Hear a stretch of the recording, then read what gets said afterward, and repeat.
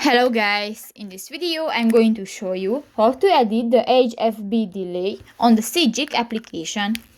But first of all, I just want to mention, please don't forget to subscribe to our channel, because at 100,000 subscribers we are going to show you our YouTube revenue statistics and growth strategy, how to make money online. So let's jump into it. First of all, open the application on your device.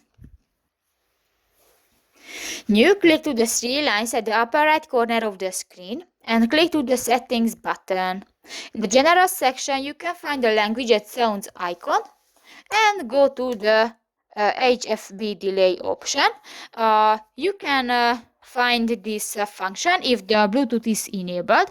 So you can use to fine-tune call timing when in car, and just click to the circle and pull on the line and you can edit the HFP delay. So that's pretty much it for this video guys. See you in the next one. Bye bye.